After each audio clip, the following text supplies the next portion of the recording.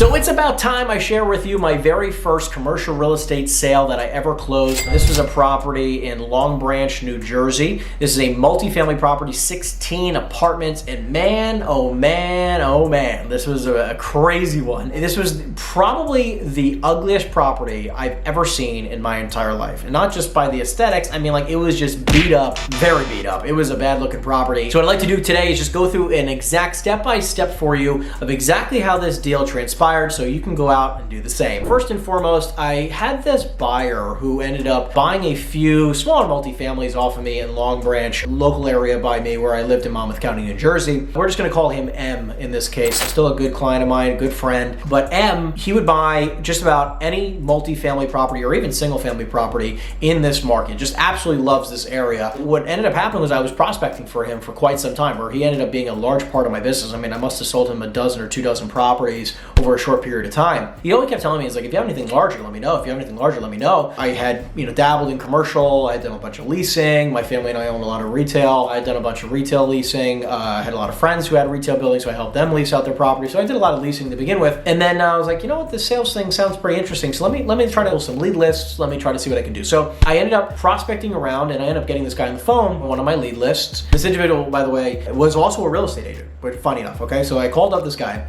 This guy was a real estate agent, and he said, yeah, I have this property. I am considering selling it, but he's like, listen, my number is $2.5 million, not a penny less, and I'm not paying any commission. And I'm like, okay. I ended up getting this lead, and I was like, this could be a great property for M, right? Like, because I've been prospecting for him. This is like, just like if you have a buyer right now and you start creating a lead list specifically for that buyer, this is exactly what I was doing. So when I called him, the conversation was very simplistic. It was basically like, hey, I have a local buyer in the market. He's looking to buy another couple multifamilies. Just curious if you happen to have anything else you might consider selling that might be a little bit larger than maybe 5 or 10 units. And he's like, actually, it's funny that you say this. I actually have a 16-unit apartment building that I'm thinking about selling. But he's like, listen, I'm a real estate broker. I just want to let you know, I was debating on listing this, but realistically, like, if I just got my price, I want $2.5 million. I'm not paying any commission, just letting you know. He kind of broke it down a little bit for me, kind of gave me the unit mix and a little bit of the financials, but not everything. He didn't send me any financials like right away or anything like that, but it was just a quick intro conversation. So we started getting the ball rolling and building type of a rapport, and I was like, oh, this sounds really interesting, and I think my buyer might be pretty interested. He's like, again, I just want to let you know, $2.5 million, I'm not taking a penny less. I'm like, okay, no problem. Thinking to myself, like, this could be a really good deal for him, and I was like,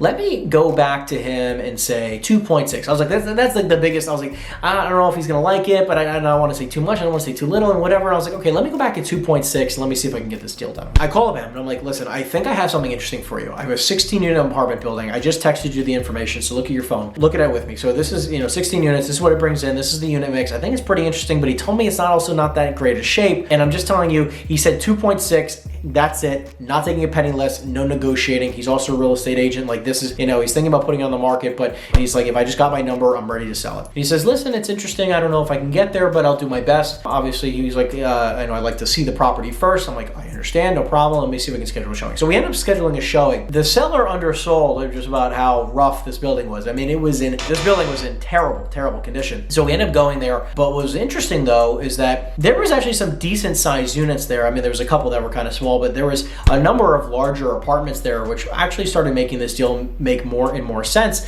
if you can get some of the tenants out and up the rents, because there's also no rent control in this area. My buyer ended up loving it. We ended up running some numbers, and he's like, listen, let's do 2.6, and I was able to add on the $100,000 commission. I was like, this is amazing. We made the offer. The guy was open to doing it, and we were in contract for so long. I mean, this deal took almost 6 months to close, and I was like, biting my fingernails, terrified the whole time that the deal was going to fall apart or whatever. But what ended up happening was that the buyer and the seller went back and forth a bunch of times, and I think we ended up getting a deal done at $2.575 million or something close to that, something in that range, because we ended up getting a credit, and the seller wouldn't give the credit. We finally got him down like 25 grand, and then I kicked in 25 grand, so I ended up making like $75,000 on this deal. It was a game changer for me. This was larger than any other deal I've ever closed by over 2 or 3 times, right? Like, I think maybe the largest check I ever received in residential real estate was like, I don't know, 20, maybe 30,000 bucks. So anyways, this was a major difference, and I was like, wow, if I can do this again,